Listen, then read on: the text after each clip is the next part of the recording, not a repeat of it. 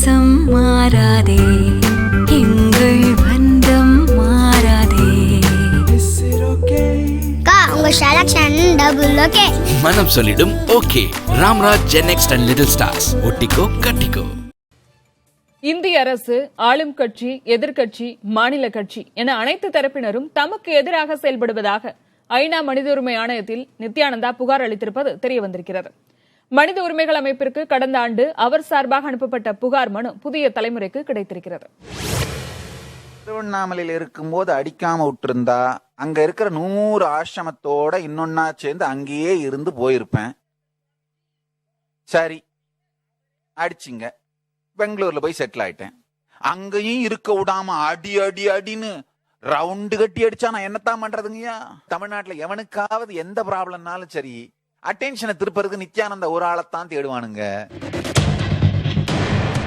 சமூக வலைதளங்களில் மட்டுமல்ல, ஐக்கிய நாடுகள் சபையிடமே இப்படித்தான் கதறியுள்ளார் நித்யானந்தா. ஐநா மனித உரிமை ஆணையத்தில் இந்திய அரசு மீதும் தேசிய மாநில கட்சிகள் மீதும் பல்வேறு குற்றச்சாட்டுகளை அவர் முன்வைத்துள்ளார்.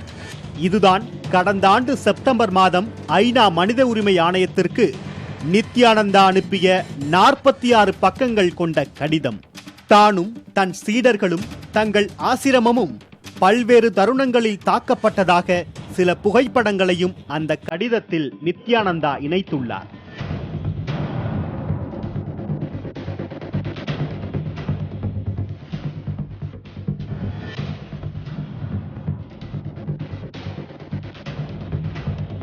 பாஜக மற்றும் பிற இந்து அமைப்புகள் சிறுபான்மையினராக உள்ள ஆதிசைவ மதத்தினரை அச்சுறுத்துவதாக அந்த கடிதத்தில் குற்றம் சாட்டியுள்ள நித்யானந்தா, தமிழகத்தில் உள்ள திமுக, அதிமுக உள்ளிட்ட கட்சிகளும் இஸ்லாமிய இந்து அமைப்புகளும் உளவியல் ரீதியாக தங்களை புண்படுத்துவதாகவும் புகார் அளித்துள்ளார்.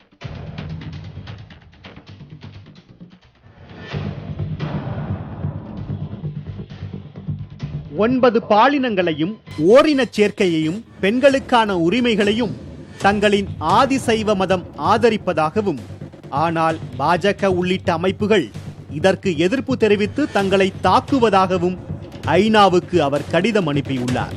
மேலும் ஆதிசைவ மதத்தில் உள்ள பெண் சந்நியாசிகளை கைது செய்து பாலியல் ரீதியாக துன்புறுத்தியதாகவும் நித்யானந்தா பல்வேறு குற்றச்சாட்டுகளை முன்வைத்துள்ளார்.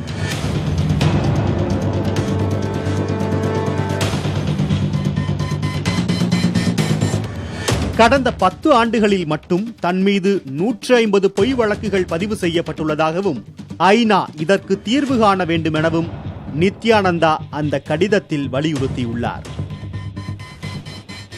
பாசம் மாறாதே, எங்கள் பந்தம் மாறாதே. உங்க செலக்ஷன் டபுள் ஓகே.